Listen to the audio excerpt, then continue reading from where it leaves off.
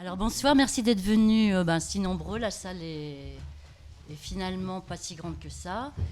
Nous remercions bien sûr les éditions Actes Sud de nous avoir reçus. Je vais faire une rapide présentation des gens du comité de soutien de Rochefort-en-Terre. Jean-Baptiste Ferrat-Gliot, moi-même Mona Guillaumard et Jules Montplet. Je vais également remercier les signataires de la tribune qui sont présents ici ce soir. Éric Vuillard, Pierre Lemaître à ma gauche, Sophie Vaniche, Ludivine Bantini, Vincent Bonnecasse qui va aussi intervenir, Marielle Massé qui est par là, Marianne Alphand, Julien Blaine, qui est un poète, Dominique Grange, qui était là tout de suite, qui est juste là, Rémi Ricordeau, et puis Pierre Laurent, sénateur. Voilà, donc Jean-Baptiste va commencer. Bonsoir. Donc, la raison de cette conférence de presse, c'est parce qu'on est inquiet. Voilà, c'est tout simplement. On est inquiet pour plusieurs raisons. Le paradoxe qu'on est en train de vivre en ce moment, c'est le fait que depuis 3 mois, on a tout fait. On est arrivé à un niveau d'analyse, d'intervention, qui est assez fort. Mais en même temps, là, on est sur la dernière ligne droite. On a un peu l'impression de ne pas avoir tout fait. Ça, c'est un peu psychologique, mais en réalité, c'est parce qu'on sent qu'autour, il y a des choses qui tournent par rond. La première chose qui nous interpelle dans cette inquiétude, c'est le rôle de l'Italie. Un rôle, on a l'impression d'être en face d'une espèce d'arrogance de la part de l'Italie, parce que c'est assez logique, parce qu'en réalité, le mandat d'arrêt européen concernant Gênes, ça découle de Gênes, la manifestation des Gênes, avec les morts, les tortures, les faux PV, etc. Ça découle aussi d'un procès dans lequel la défense a été mutilée parce qu'effectivement, elle n'a pas pu intervenir pleinement dans ce procès, dans lequel, pour condamner les 10 de Gênes, l'Italie a fait recours à une loi de 1930, une loi fasciste. Et donc, ce mandat d'arrêt européen, les deux de Milan et Gênes, découle de cette attitude assez arrogante de la part de l'Italie. L'Italie, en réalité, a fourni des faux, comme le mandat d'arrêt européen pour Milan, a triché sur pas mal de choses, n'a pas coché tous les cases comme les avocats l'ont montré, mais en même temps, son attitude, elle est du fait de souffler un peu aux différents médias le fait qu'en réalité, vous ne savez pas, Vincenzo, c'est quand même quelqu'un de dangereux, c'est quelqu'un qui vivait avec des faux papiers, c'est quelqu'un qui vivait clandestin, et donc il faut faire attention, etc. D'un autre côté, l'autre chose qui nous interpelle beaucoup, c'est aussi l'attitude de la presse. Après l'audience du 24 octobre de Rennes, ce qui nous a frappé, c'est que la plupart des titres qui étaient dans la presse, c'était l'avocat général demande effectivement que Vincenzo Vecchi soit renvoyé en Italie. Et ça nous interpelle parce que tous les rôles des avocats, qui ont fait quand même une plaidoirie assez importante, étaient complètement passés sous silence, et même le rôle du comité était passé sous silence aussi. Ça nous interpelle parce que parmi les échanges de mails qu'il y a eu entre les magistrats de liaison, italiens et français, il y avait une phrase qui a été mise aux actes d'ailleurs, dans laquelle il dit effectivement l'affaire est devenue excessivement médiatisée. Et justement, nous, on veut le médiatiser encore plus. Parce que c'est la seule possibilité pour nous de mettre en avant les contradictions dans les dossiers, c'est le fait effectivement de parler avec vous et en espérant d'avoir quelques articles dans lesquels notre position et la position des avocats sont mis en valeur. Le rôle du comité, ça fait 3 mois qu'on est depuis le 10 parce que Vincenzo a été arrêté le 8, nous on s'est constitué le 10. Ça fait 3 mois effectivement qu'on a fait plein d'actions autour de ça. Mais entre-temps, la nature même du comité, les analyses même du comité ont changé. Les quelques journalistes qui sont venus chez nous début août, c'était vraiment intéressant l'échange qu'on a eu, etc. Mais les choses qu'on sortait, c'était on est choqué parce que Vincenzo, la peine est complètement disproportionnée, on est choqué, c'est un ami. Et on donnait un peu l'image de ce petit village de Gaulois irréductibles qui faisait de la résistance, quoi. Aujourd'hui, on n'est plus là. 3 mois après, ben, ça suffit de voir ici ce soir, on n'est plus dans ce petit cas de figure-là. Ça veut dire qu'en 3 mois, on a su quand même mobiliser, créer quelque chose d'assez extraordinaire. Aujourd'hui, par exemple, au niveau local, on a le comité de Rochefort-en-Terre, c'est quand même 130 personnes, c'est pas rien. On a des réunions, des assemblées 2 fois par semaine dans lesquelles il y a 50-60 personnes qui font des choses, qui réfléchissent, etc. On a fait énormément d'interventions sur le territoire. Quand vous allez à Rochefort-en-Terre, par exemple, en ce moment, vous voyez à l'entrée, à la sortie, et même dans les centres de Rochefort-en-Terre, vous voyez plein de banderoles avec écrit « Libérer Vincenzo ». Et c'est assez extraordinaire parce que Vincenzo, il est presque rentré dans les tours touristiques de Rochefort-en-Terre, parce que quand on voit passer, par exemple, différents guides, il y a les gens qui les interpellent en disant que c'est qui Vincenzo, et les guides touristiques disent « Ah ben c'est quelqu'un qui s'était réfugié à Rochefort-en-Terre, en Bretagne, vous savez, etc. » Donc on a vraiment une présence sur le territoire qui est vraiment très, très, très importante. Et la chose qui nous fait plus chaud au cœur dans ce territoire-là, qui est un peu particulier, c'est le fait que tous les gens qui connaissent Vincenzo, ils sont fiers de le connaître. Et effectivement, notre force, elle est là parce que chacun d'entre nous continue à parler autour de lui de Vincenzo d'une façon pas simplement positive, mais d'une façon enthousiaste. Et ça, c'est assez important. Et à part le rôle local, il y a aussi 13 autres comités en France de soutien pour Vincenzo. Il y en a un comité à Milan, il y a un comité à Bologne, il y a un comité à Bruxelles, il y a un comité aussi à Séville. La pétition qu'on a mise en ligne, ben, c'est 10 000 signatures, c'est pas rien. Si on compte aussi toutes les signatures qu'on a récoltées dans les différentes interventions sur le territoire. Il y a aussi la tribune dans laquelle pas mal de signataires ils sont ici ce soir, qui est parue dans Le Monde, qui a été quelque chose pour nous de très, très, très, très important. Très important pour plusieurs raisons, parce qu'en réalité, petit à petit, on ne connaissait pas tout le monde, on ne connaissait pas tous les signataires. Mais chacun d'entre nous connaissait quelqu'un. Il y a aussi des gens qu'on connaît depuis longtemps. Rémi, par exemple, il est à la maison à Rochefort-en-Terre, il est intervenu plusieurs fois, il a montré ses films, etc. Mais en même temps, chacun d'entre nous connaissait quelqu'un. Et donc, quand on disait c'est qui celui-là, il y avait quelqu'un qui disait ah non, je le connais, lui, il a écrit un excellent bouquin, il faut que tu le lises, etc. Et on a découvert en réalité que les 138 signataires, on avait plein de choses en commun. On n'était pas des étrangers, on était sur quelque chose de non dit, mais qu'il y avait quelque chose en commun. Il y a aussi, et la chose drôle, justement, je profite du fait que Pierre-Laurent est là.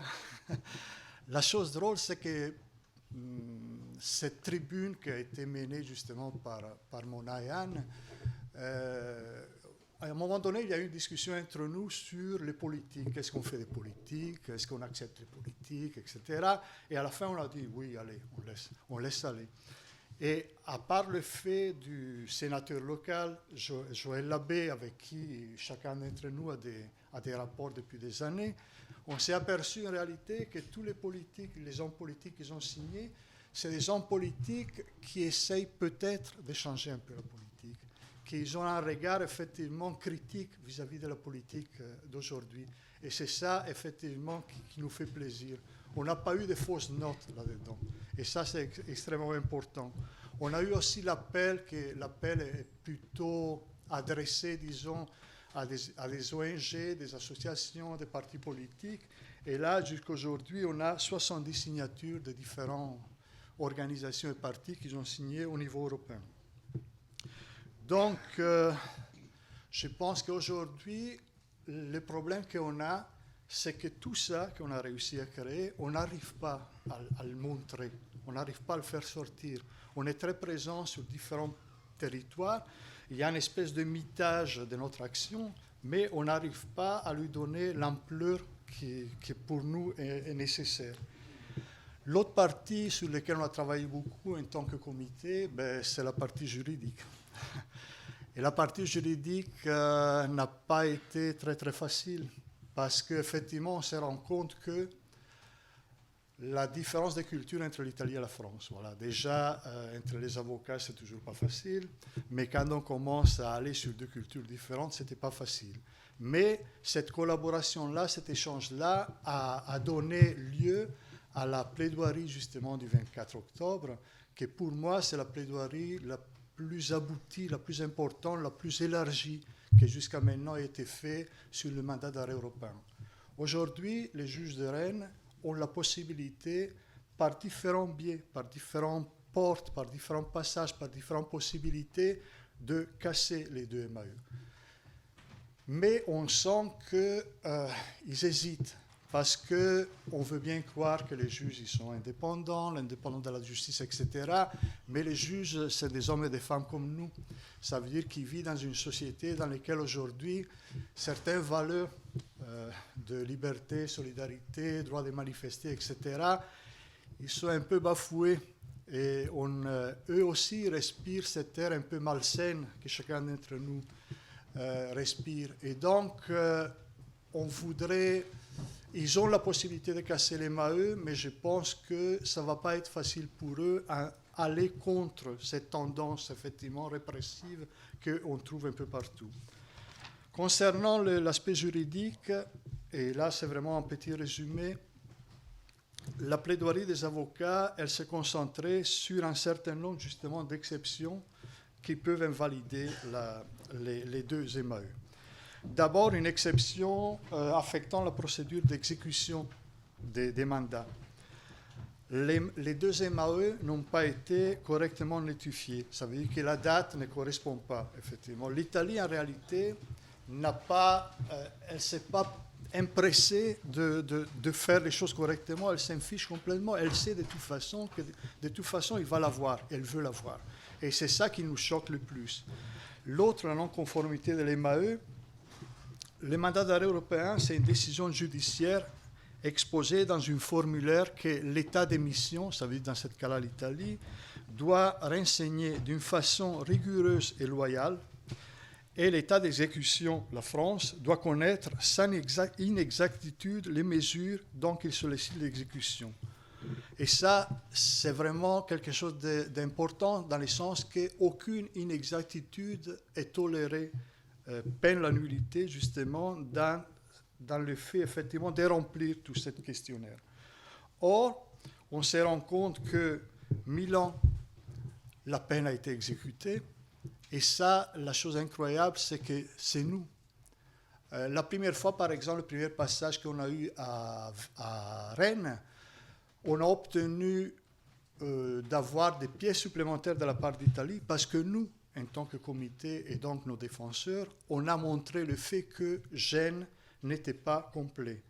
Et là aussi, c'est nous qu'on a apporté la preuve que Milan était caduque. Ça veut dire que l'Italie a triché sciemment sur le fait que ce mandat d'arrêt-là ne pouvait pas être exécuté. Et concernant Gênes, là aussi, le jugement qui a été envoyé n'est pas le jugement définitif. Ça veut dire que l'Italie, au lieu d'envoyer la cassation 2012, il a envoyé simplement la Cour d'appel 2009 de Gênes. Et ça, c'est quelque chose qui est assez important parce qu'en réalité, il y a eu un changement entre l'appel et la cassation. Et ça, effectivement, c'est une autre raison pour casser les MAE. L'autre problème vis-à-vis de l'MAE, c'est le fait que Vincenzo n'était pas présent au moment de la cassation. Et ça aussi, c'est une raison de nullité. La chose la plus importante, c'est la double incrimination. Effectivement, le mandat d'arrêt européen, il y a 32 cas. soit on rentre dans les 32 cas, soit effectivement, et là, Vincenzo ne rentre pas dans les 32 cas, soit automatiquement, il faut qu'il y ait une équivalence entre le délit en France et en Italie et une équivalence de peine. Or, on n'y est pas parce que effectivement le mandat d'arrêt européen concernant Gênes sur le délit de dévastation et pillage n'est pas reconnu dans les droits français. C'est une loi qui n'existe pas dans les lois françaises et donc pour cette raison, il n'y a pas d'équivalence entre la loi française et la loi italienne. Il y a un mandat d'arrêt assez important qui a été émis par la Cour d'Athènes en 2016, dans lequel l'Italie demandait un citoyen grec justement pour pillage et dévastation, et la Cour d'Athènes a refusé à casser le mandat européen parce qu'il disait pillage et dévastation, ça n'existe pas dans la loi grecque. Et donc, automatiquement aussi, ça n'existe pas dans la loi française, et donc, cette équivalence-là n'est pas respectée. L'autre possibilité, et ça, c'est une loi italienne de 2005. Ça veut dire que le mandat d'arrêt européen commence à être mis à être utilisé à partir du mois d'août 2002. Mais chaque pays, en réalité, au niveau européen, essaye de trouver la façon de l'appliquer. Et donc, par exemple, la France, tous les délits, tous les mandats d'arrêt européens à partir de 1997, ils sont dans les mandats d'arrêt européens. Or, l'Italie, dans la loi du 22 avril 2005, l'article 40, elle s'était engagée au fait que tous les mandats d'arrêt européens émis et reçus tous les mandats d'arrêt européens concernant des faits avant août 2002, ils doivent être traités par la Chambre d'extradition et pas par le mandat d'arrêt européen. Et ça, c'est un engagement de la loi 2005 italienne sur lequel l'Italie, elle s'est formellement engagée et que là aussi, elle n'a pas respecté. Donc là, on se rend compte, ça c'est une partie de la plaidoirie de nos avocats, on se rend compte aussi que donc les juges de Rennes ils ont la possibilité de pouvoir casser le mandat d'arrêt européen. Je termine sur une note plus personnelle, disons un peu casse-gueule qu'il ne faudrait pas surtout faire pendant une conférence de presse. Mais je suis un ami de Vincenzo, donc il y a une phrase assez belle qui a été dite à Rochefort au début, qu'elle dit « On ne sait pas pour quelle raison et pourquoi Vincenzo est arrivé ici, mais on sait pour quelle raison il est resté. » Vincenzo, pour nous, n'a jamais été un fuyard. Ça veut dire que je pense que Vincenzo n'est pas parti d'Italie simplement parce qu'il avait une lourde condamne derrière lui. Il n'est pas parti simplement parce que les dégâts collatéraux autour de lui, au niveau d'amis, de familles, etc., étaient très lourds, parce que la situation était très lourde. Mais je pense qu'il est parti d'Italie parce qu'il voulait vraiment changer un peu cette situation-là. Ça veut dire que quand il est arrivé chez nous, ce n'était pas un fuyard, mais c'était quelqu'un qui voulait donner des choses. Si Vincenzo nous a tous séduits, c'est parce qu'il nous a apporté énormément de choses. C'est quelqu'un qui est arrivé avec un bagage, c'est quelqu'un qui est arrivé avec des idées, c'est quelqu'un qui est arrivé avec une façon de faire, une attention à l'autre. C'est quelqu'un qui immédiatement, il s'est mis dans notre façon de chercher, de construire des communautés à venir, de construire des archipels, des constellations, des liens entre les individus. Et c'est pour ça qu'il nous manque beaucoup. Et c'est pour ça qu'on veut le récupérer. En face de ça, il y a simplement un État qui veut asseoir sa vengeance, qui veut terminer effectivement ce qu'il a commencé avec Gênes. Et il y a un État qui veut affirmer sa puissance et son autorité. Aujourd'hui, je pense que le fond du problème, il est là. Le fond du problème, c'est le fait, c'est pour ça que le combat pour Vincenzo, c'est le combat de nous tous, qu'on croit effectivement à quelque chose de différent, à une vie différente, à un monde différent, c'est parce que effectivement le combat aujourd'hui, c'est le fait, est-ce qu'on peut continuer à accepter l'autre, cet rapport à l'autre, cette construction d'une nouvelle communauté entre nous, d'une nouvelle façon de faire, de vivre, etc. Est-ce qu'on peut continuer de ce côté-là, ou est-ce qu'on est obligé effectivement de baisser la garde et se soumettre par peur? Voilà, pour moi, l'essentiel, et il est là. Bonsoir. Moi, je m'appelle Vincent Bonnecase, je suis historien et politiste. Et par ailleurs, il se trouve que j'étais à Gênes, au G8 en 2001, là où était également Vincenzo, où j'étais, comme beaucoup d'autres, témoins et victimes des violences policières. Et je voulais juste revenir un petit peu sur ces violences très concrètement pour vous montrer, ceux qui se rappellent peut-être pas, celles qui ne se rappellent pas de ce qu'était Gênes, la distorsion énorme entre la condamnation qu'on a faite pour Vincenzo et les actes pour lesquels il a écopé pour lesquels il est accusé, d'autre part, et des tas d'autres actes autrement plus graves qui ont été commis sous l'égide de l'État italien en 2001. Donc Vincenzo a été condamné à 12 ans de prison après Gênes pour accusation de violence contre du matériel. Et dans le même temps, en 2001, il y a un militant, Carlo Giuliani, qui a été tué par balle policière et l'affaire a été classée sans suite. Il y a une école, l'école Diaz, où des militants et des militantes dormaient et la police a fait éruption en pleine nuit pour les passer à tabac. Et cette affaire a également donné lieu à très peu de poursuites judiciaires. Et il y a un dépôt de police, la caserne de Bolzaneto, où des manifestants et des manifestantes ont passé plusieurs heures à subir des violences policières. Et moi, c'est là que j'étais, et je voudrais juste revenir très concrètement sur certaines de ces violences. Le matin, j'avais été manifesté, j'avais été matraqué, et il me semble que ça aurait pu être moi ou un autre, d'ailleurs. Et suite à ça, j'avais été hospitalisé, et on m'avait recousu le crâne. Et de là, des policiers sont venus me chercher à l'hôpital pour m'emmener directement à la caserne de Bolzaneto parce qu'ils considéraient que ceux qui avaient été blessés étaient parmi les meneurs des manifestants et des manifestantes. De là, quand je suis arrivé, j'ai passé de nombreuses heures dans une cellule, la tête et les mains contre le mur, sans avoir mangé ni bu depuis le matin. Régulièrement, il y avait des policiers qui rentraient et qui nous frappaient ou qui nous donnaient des coups de pied ou qui nous claquaient la tête contre le mur. Et il y avait aussi des médecins, je me rappelle un médecin qui est venu plusieurs fois me demander si je voulais m'évanouir et qui m'appliquait des compresses glacées sur chacune de mes blessures. Je me rappelle aussi très bien un policier qui est venu me chercher et au bout de nombreuses heures, qui m'a dit « Toi, tu vas souffrir », ce qui avait déjà un petit peu commencé. Et là, il m'a emmené dans une autre cellule et pendant, je dirais, à peu près 1 heure, il m'a tordu le bras pour me faire crier, et il y avait un autre policier qui me donnait des coups de pied à chaque fois que je criais, qui me disait « faut pas crier ».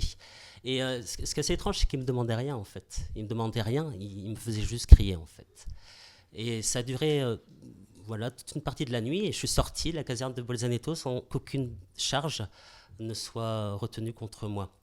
Donc je suis qu'un cas parmi d'autres, il y en a beaucoup d'autres qui ont subi ces violences à Bolzaneto. Mais je voudrais juste terminer ça, c'est que je me rappelais un fantasme pendant ce policier, dont je me rappelle très bien la tête maintenant, d'ailleurs. Je me disais, alors peut-être pour passer le temps, pour tenir, je me disais, toi, on va se retrouver un jour devant un tribunal. Et ce moment, il n'est jamais arrivé. J'ai porté plainte, il y a eu des réparations financières contre les plaignants, mais ce policier, je ne l'ai jamais revu et je ne le reverrai plus jamais. Donc, voilà, si on fait la balance entre ce qui arrive à Vincenzo et ce qui arrivait à des tas de militants, de militantes à Gênes, c'est qu'on a d'un côté une personne qui est condamnée à 12 ans de prison pour des violences supputées contre du matériel, qui disparaît dans le vaste monde et pour lequel on déploie une énergie très forte pour le retrouver, qu'on finit par retrouver. Et de l'autre, des policiers qui sont dans un espace clos, qu'il est a priori extrêmement facile de retrouver pour des actes d'une gravité autrement plus grande, et qu'on ne retrouve pas, et d'ailleurs qu'on ne recherche pas. Donc il me semble vraiment que les juges qui prendront leurs décisions la semaine prochaine. Il est probable qu'ils se pencheront d'abord sur ce qui est arrivé à Vincenzo, sur les faits qui lui sont imputés. Mais il me semble que la neutralité serait totalement une forme d'illusion, qu'ils sont obligés d'inscrire ces accusations contre Vincenzo dans un contexte beaucoup plus global, faute de quoi il participerait à une injustice qui est énorme. Moi, je voulais juste reprendre un petit peu l'histoire du Code Rocco et de ce qu'il est. Donc, pour rappel, à la fin des années 20, donc Alfredo Rocco est nommé ministre de la Justice et des Affaires du Culte, et ce jusqu'en 1932. Il édicte alors une série de lois et de dispositions qui jettent les bases du régime fasciste et mettent fin à l'État libéral. À l'époque, l'Italie a vraiment voulu que ce code pénal, le Code Rocco, soit une création purement italienne, ou plutôt spécifiquement fasciste. Ainsi, pendant une discussion du budget de la justice devant le Sénat en 1929, le ministre Rocco s'est écrié « Notre code pénal est un code politique ». Et de fait, son but primordial était de calquer la philosophie juridique pénale avec la philosophie même du fascisme. En fait, les éléments du code Rocco employés, à savoir concours moral et dévastation et pillage, ont été inscrits d'abord dans la loi pour faire face à des crimes de guerre ou à des situations insurrectionnelles. Mais en pratique, cette loi a été très peu employée depuis la période mussolinienne et jamais pour des manifestations avant Milan et Gênes.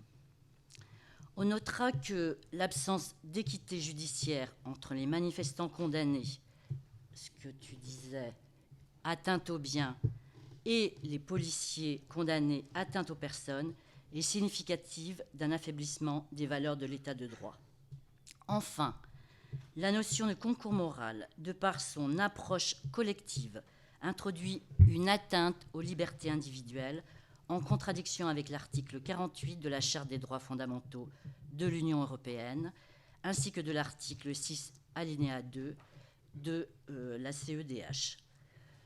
Je voulais juste contextualiser un petit peu mon propos, parce que, comme le disait Jean-Baptiste plusieurs fois, quand nous on tracte sur les marchés ou un peu partout, on a souvent des gens qui nous disent « mais bon sang, vous nous dites Vincenzo, il n'a pas eu 12 ans pour rien quand même, hein, c'est impossible ça.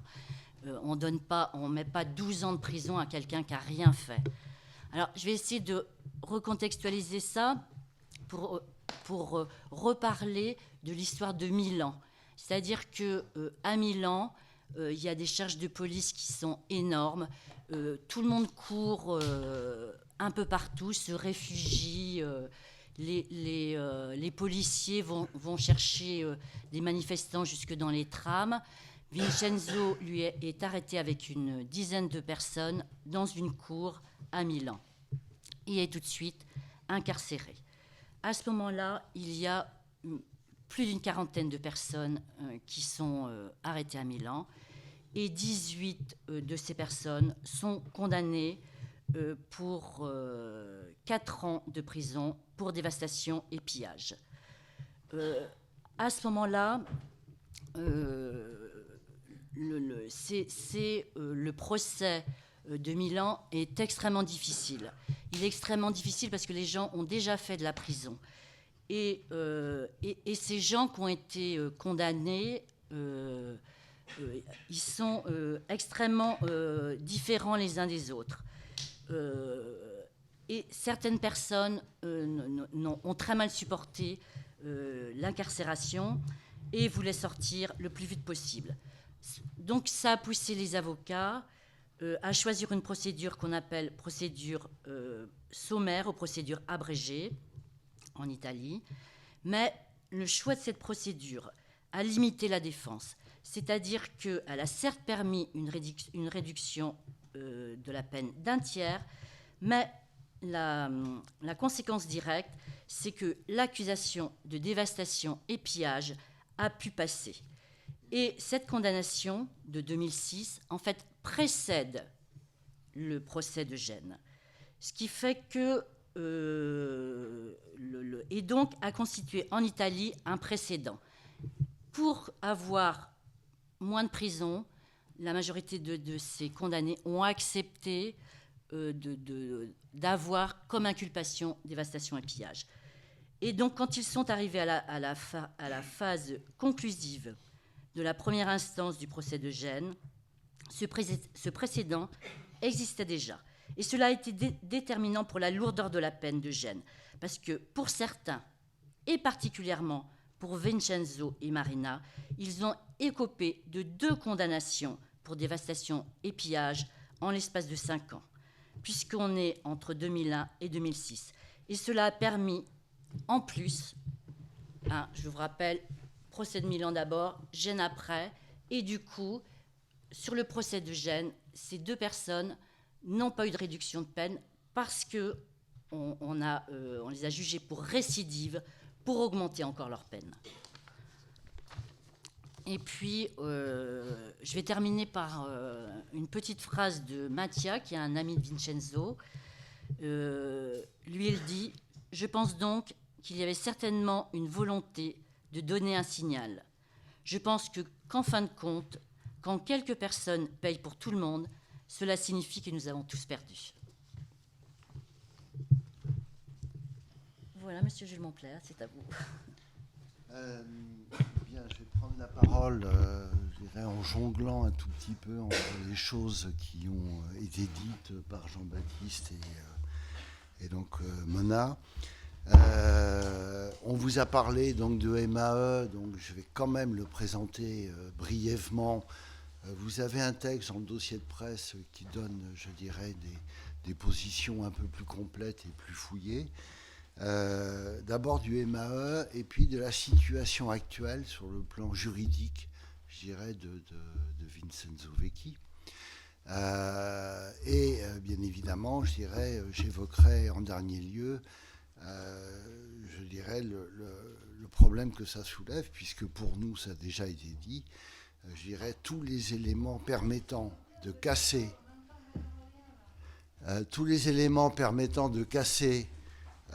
comment dire, les deux MAE, mais surtout un MAE, puisque le deuxième, comment dire, est un faux.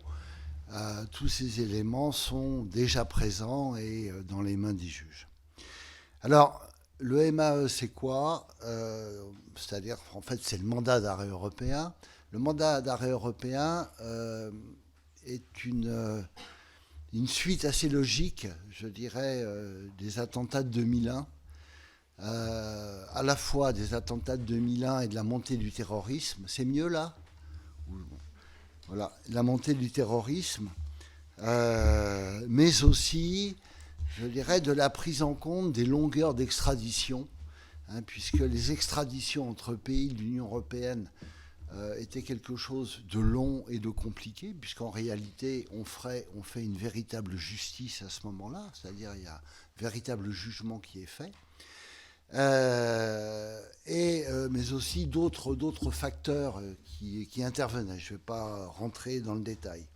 Toujours est-il que ce MAE traduit en réalité, je dirais, une conception en matière judiciaire de coopération procédurale. On est sur de la coopération procédurale.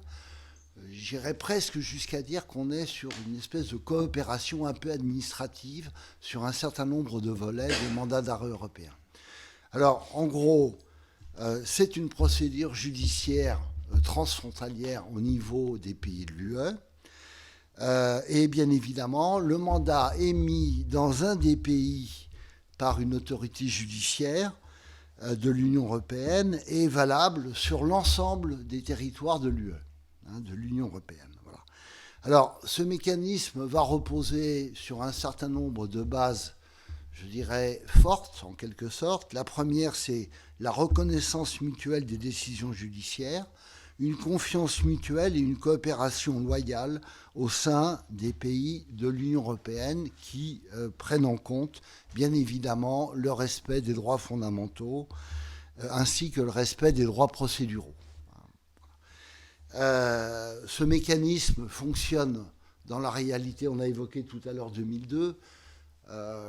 En fait, la décision cadre ne va être votée par le Parlement européen qu'en 2004.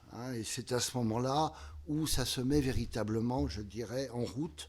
Et bien évidemment, ça va se substituer aux procédures d'extradition qui existaient antérieurement au niveau des pays de l'Union européenne. Voilà. Alors, Jean-Baptiste l'a évoqué, le MAE se compose d'un certain nombre, on doit remplir un certain nombre de cases, et dans ces cases, il y a 2 catégories de choses très très différentes. Vous avez 32 catégories d'infractions pour lesquelles le renvoi dans le pays est absolument automatique. Ça passe effectivement par la justice française, mais dans la réalité, c'est un acte tout à fait administratif qui est fait.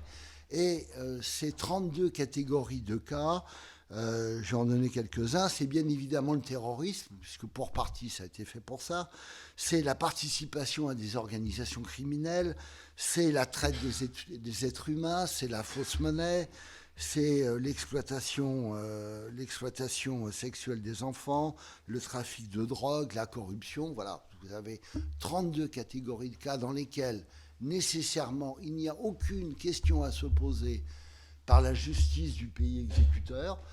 La personne est nécessairement renvoyée dans le pays initial qui a émis le MAE. Et puis comment dire, pour toutes les autres infractions, l'acte, c'est ce qu'on appelle, c'est ce qui a été évoqué, c'est le principe de double incrimination, c'est-à-dire que les juges doivent en quelque sorte sémantiquement chercher dans la loi française, puisque là il s'agit de la France, la loi pénale française, à la même époque, donc par conséquent en 2001, ils doivent chercher s'il existe, je dirais, une terminologie qui se rapprocherait, ou en tout cas un certain nombre de sanctions qui se rapprocherait de saccage et pillage. Voilà. Alors, bien évidemment, en 2001, il y a une chose qui est absolument claire, c'est que ceci n'existait pas dans la justice française et que c'est un élément qui permet, en tant que tel, je dirais, de casser le MAE. Alors, je n'évoquerai pas le problème de la lourdeur de la peine, tout simplement parce qu'il y a quand même, une règle un tout petit peu européenne qui existe là-dessus, c'est que les peines doivent être en quelque sorte proportionnées aux actes.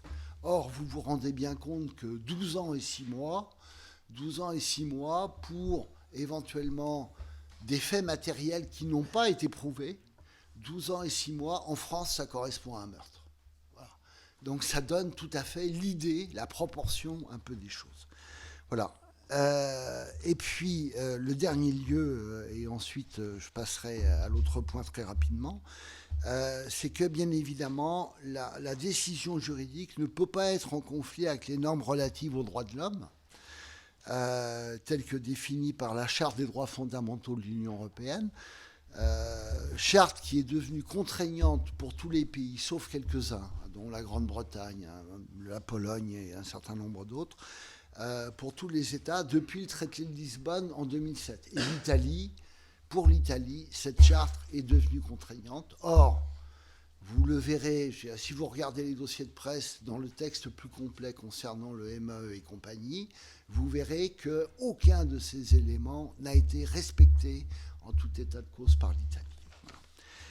Qu'en est-il maintenant de la situation judiciaire de M. Vecchi et de l'instrumentalisation du MAE par l'Italie? Il faut avouer que sur ce volet, je dirais, le comité, les avocats italiens, bien évidemment, parce qu'il ne faut pas les oublier, il y avait un rapport, il y avait des rapports étroits qui ont existé à un certain nombre de périodes. Donc le comité et les avocats et italiens et français ont beaucoup travaillé sur ces aspects-là.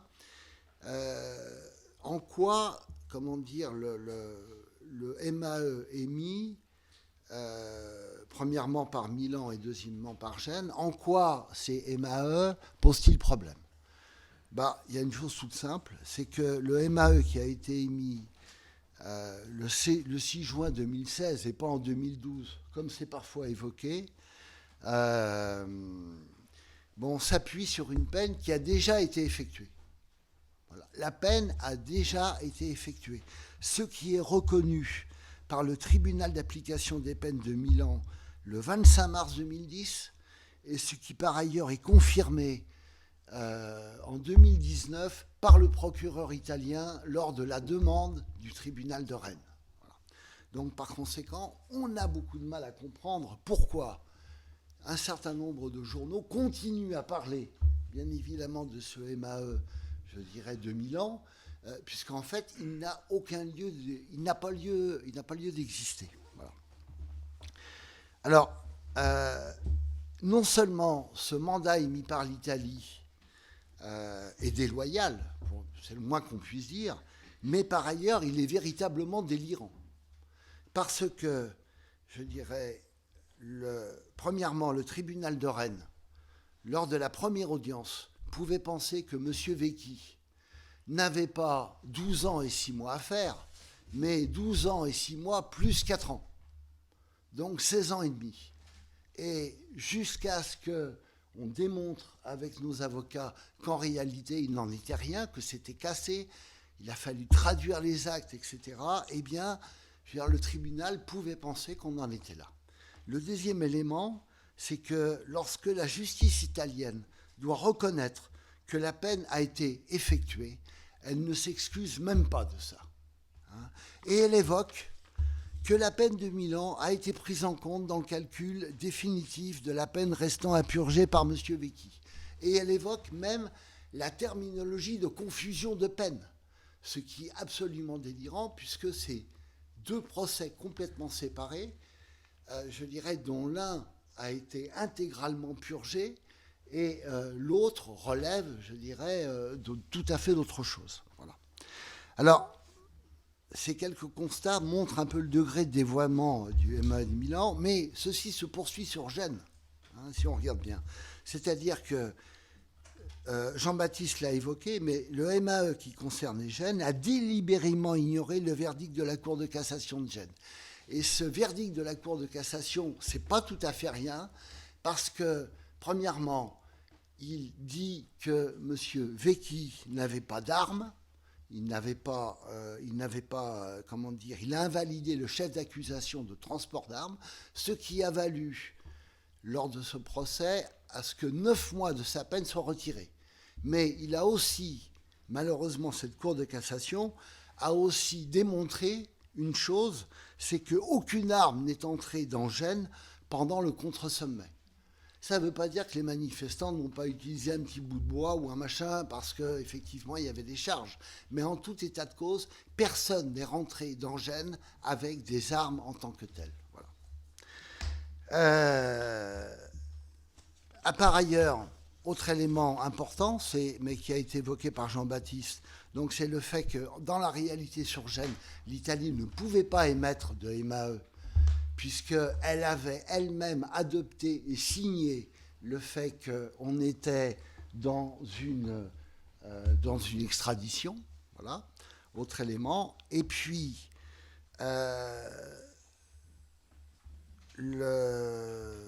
voilà, donc voilà un peu, je dirais, ce que l'on peut évoquer, sachant que je dirais en quelques mots la situation qui a été évoquée par Vincent tout à l'heure très rapidement, c'est qu'on est véritablement dans une iniquité qui montre, je dirais, une faiblesse totale de l'état de droit, ce qui a déjà été signifié. Donc les 10 de Gênes ont récupéré en tout plus de 100 ans de prison. Voilà. Les policiers qui ont été condamnés au cours d'ailleurs d'un procès où un certain nombre d'avocats ont montré des choses très importantes, c'est-à-dire qu'il y avait des films, donc ils ont montré, je dirais, ces policiers qui avaient des armes qui étaient non légales, et les avocats ont insisté sur ces points-là. Eh bien, ces policiers, après avoir été jugés, et même s'ils ont été jugés, indépendamment du fait qu'ils ont écopé des peines beaucoup plus légères, n'ont jamais eu à effectuer leur peine, ils ont par ailleurs été amnistiés. Et troisièmement, nombre d'entre eux ont reçu une promotion. Voilà, donc je m'en arrête là. Donc bonsoir à tous. La liberté est le premier terme de notre lexique politique. Elle se confond avec la notion de droit de l'homme et ne se discute pas. À la dernière audience, le 24 octobre, voici ce qu'a déclaré Vincenzo Vecchi. « J'ai été condamné à 12 ans et demi de prison pour une manifestation au cours de laquelle il y a eu des vitrines cassées et des voitures incendiées, alors que la police n'a pas hésité à tirer à balles réelles sur les manifestants, tuant à bout portant l'un d'entre eux, et que l'Italie a été condamnée pour torture par la Cour européenne des droits de l'homme. Il y a de la part de l'Italie une politique de traque et de vengeance. Je ne me considère pas comme un prisonnier politique, mais la décision que vous prendrez sera politique. » Vincenzo Vecchi a été arrêté le 8 août 2019 près de Rochefort-en-Terre au nom de 2 mandats d'arrêt européens. Le premier mandat concerne des faits s'étant produits à Milan en 2006 lors d'une manifestation contre une marche d'extrême droite. Cette manifestation était interdite, la marche d'extrême droite était autorisée. Il a été condamné à 4 ans de prison. Il a ensuite été condamné une deuxième fois pour des faits antérieurs, sa participation à une manifestation contre le G8 de Gênes en 2001. Pour cela, il est aujourd'hui menacé de 12 ans de prison. Mais au nom de quel type d'incrimination a-t-il été condamné à d'aussi lourdes peines, 4 ans pour la manifestation de Milan et 12 ans pour Gênes? Et au nom de quels faits et de quelles preuves? Alors, la caractéristique centrale du droit pénal italien dont il est fait ici usage est qu'il ne s'appuie pas sur une responsabilité personnelle du prévenu. Il s'appuie sur une responsabilité collective. Le droit pénal italien fut rédigé sous les auspices d'Alfredo Rocco, comme l'a rappelé Mona tout à l'heure. Rocco fut professeur de droit, ministre de la Justice et fasciste militant. C'est un code pénal extrêmement répressif, adopté sous Mussolini. La préoccupation principale de Rocco, fervent partisan des chemises noires, était tout sauf la protection des libertés publiques. À partir de 1974, les aspects répressifs de cette législation vont encore être renforcés, grâce à de nouvelles infractions à caractère collectif où l'inculpé, présent sur les lieux, endosse la réalisation matérielle des actes commis par tout un groupe. L'incrimination porte alors le nom effrayant de dévastation et pillage. La personne prise sur les lieux, ou bien seulement photographiée, est censée avoir concouru moralement aux dégradations. Et c'est à ce titre, sans que soit nécessaire d'autres preuves, qu'elle peut être très lourdement condamnée. Ainsi, à Gênes, une photographie de la police montre Vincenzo Vecchi en train de boire une canette de soda devant une boutique saccagée, et cela suffit aux yeux de la justice italienne à le rendre coupable du saccage. À présent, concentrons-nous un instant sur la peine elle-même, sur cette peine de 12 ans de prison qui menace Vincenzo Vecchi. Une telle peine suscite en nous un étrange sentiment. On imagine aussitôt qu'elle sanctionne des faits très graves. Nous éprouvons tous une forme d'inquiétude, d'angoisse, à l'idée du crime que doit punir une peine si lourde, 12 ans de prison. En soi, cette peine fait peur. Pour infliger à quelqu'un une telle punition, pour vouloir l'écarter de la vie sociale pendant 12 ans, il faut des raisons très sérieuses. Ce halo de sentiments, de sensations pénibles, de peur, empoisonne notre raisonnement, nous empêche de remettre en cause des décisions si lourdes de conséquences. Mais nous faisons erreur. Vincenzo Vecchi n'est pas un criminel, c'est un manifestant. Et peu importe qu'il soit ou non un activiste, comme la presse l'a parfois qualifié, peu importe qu'il soit ou non un révolté, dans un premier temps, ce qu'il importe de bien saisir, c'est qu'il n'est pas un criminel, et que prendre 12 ans de prison pour autre chose qu'un crime, en démocratie, cela devrait être impossible. Condamner à 12 ans de prison celui qui n'a commis aucun crime ne peut avoir pour but que de faire peur. Cette peine est destinée à terroriser. Depuis début août, Vincenzo Vecchi est en prison à Vezin-le-Coquet. Il attend de savoir si la France le renverra en Italie. Cela fait 3 mois. Nous avons tous vécu ces derniers mois libres. L'été puis l'automne se sont succédés. Nous avons tous mené notre existence quotidienne avec ses plaisirs et ses peines, mais rien qui de près ou de loin s'apparente à 3 mois de prison. Nous avons tous nos soucis, mais rien qui s'apparente à la menace de passer les 12 prochaines années derrière les barreaux. C'est à cela qu'il faut réfléchir. Toute réflexion sur la justice, sur un point de droit, sur un fait divers dont on ne sait que ce qu'on a lu en passant dans la presse, devrait faire l'épreuve d'une identification, de quelques instants où l'on essaie de se reconnaître dans l'autre, où l'on tente de s'identifier à lui. Il n'est possible de bien comprendre cette affaire qu'à condition d'accepter pendant quelques minutes d'être Vincenzo Vecchi. Alors revoyons maintenant quelques aspects de l'affaire forts de cette empathie. Voyons d'abord le premier mandat, celui de Milan, celui qui porte sur des faits s'étant produits il y a déjà 14 ans, en 2006. Là encore, cela fait vraiment longtemps, 14 ans. Mais peu importe ici, puisque Vincenzo Vecchi a déjà purgé sa peine, et que le mandat d'arrêt européen est tout simplement nul. Face à une telle absurdité, on se dit que l'État italien a dû simplement se tromper, et que si la justice française réclame une explication, l'Italie retirera ce mandat invalide. Eh bien non seulement l'Italie ne l'a pas retiré, mais elle a même tenté de justifier son maintien, comme Jules l'a rappelé tout à l'heure. Car la justice italienne entend faire un exemple. Elle souhaite, affirme-t-elle, en maintenant ce mandat, qu'elle reconnaît pourtant caduc, indiquer à la justice française que Vincenzo Vecchi, dans l'affaire de Milan, avait bénéficié d'une réduction de peine, et alors, comme s'il s'agissait d'y revenir.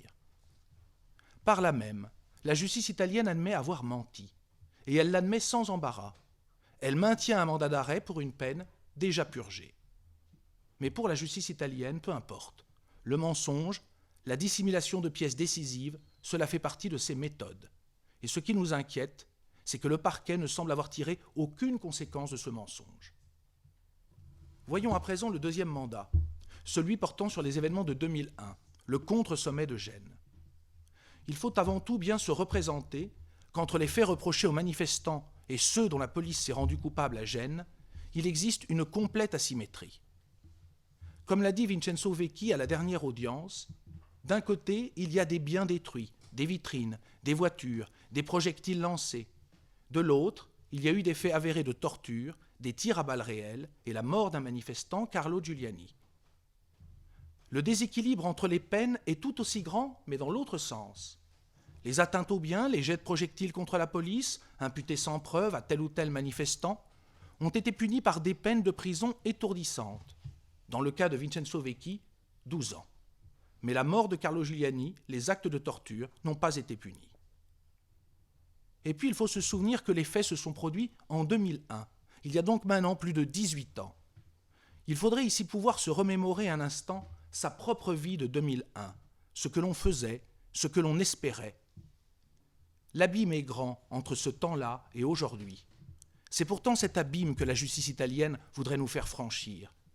Elle nous réclame quelqu'un pour des faits mineurs et mal étayés, sans preuve, et cela 18 ans après les faits. C'est notre vie antérieure qu'elle nous réclame et qui est menacée, notre passé lointain, notre jeunesse. En 2017, le chef de la police italienne, Franco Gabrielli, a reconnu sans équivoque que le maintien de l'ordre à Gênes avait été catastrophique. Dans un entretien accordé à La Repubblica, il avoue même que la police a commis des actes de torture. Une fois prononcés de tels aveux, on ne peut plus se contenter du discours habituel sur les erreurs de la police, sur une simple stratégie défectueuse du maintien de l'ordre. Une fois entendus de tels aveux, on ne peut plus accepter que seulement quelques hauts responsables de la police aient été suspendus de la fonction publique pendant 5 ans, alors que parmi quelques autres, Vincenzo Vecchi, lui, écope de 12 ans de prison et doivent s'y soumettre 18 ans plus tard. Dans un tel cas de figure, on ne peut plus parler de justice à 2 vitesses ou de sanctions disproportionnées. Ces expressions ne conviennent plus. Car d'un côté, il y a des crimes, la torture, un mort, Carlo Giuliani tué à bout portant d'une balle dans la tête par un policier. De l'autre, il y a des voitures incendiées, des jets de projectiles et des vitrines cassées. Et pourtant, d'un côté, il y a une impunité, une amnistie, les policiers ne seront pas punis. Et de l'autre, contre les manifestants, une sorte de vengeance, comme l'a dit à l'audience Vincenzo Vecchi. À nous de savoir dans quel monde nous souhaitons vivre. Souhaitons-nous un monde où l'on exprime sans trop de crainte ses opinions, où l'on puisse défiler sans que les désordres inhérents à toute manifestation depuis l'aube des temps ne soient le prétexte à l'encadrement répressif de notre liberté? Préférons-nous les biens ou les personnes? Si l'on en croit la longue tradition de nos tumultes, si l'on en croit l'élan qui traverse notre tradition littéraire, nous préférons les personnes. À présent, récapitulons. À Gênes en 2001, comme à Milan en 2006. Les faits reprochés à Vincenzo Vecchi sont des faits mineurs et mal étayés. Il a suffi qu'il soit pris en photo sur les lieux à Gênes et nassé dans une cour à Milan pour qu'on lui fasse endosser des dégâts collectifs auxquels il n'y a pas de preuve qu'il ait participé. Pour Gênes, la peine est tout simplement délirante, 12 ans de prison. Celle de Milan a été purgée. Pourtant, le second mandat d'arrêt européen est maintenu, bien que l'Italie ait menti à la justice française. Pour Gênes, où il y a eu un mort, où l'on a torturé, quelques hauts responsables de la police ont été suspendus 5 ans, mais Vincenzo Vecchi est encore poursuivi, 18 ans après les faits, au nom d'une incrimination collective introduite dans le code pénal italien au temps du fascisme.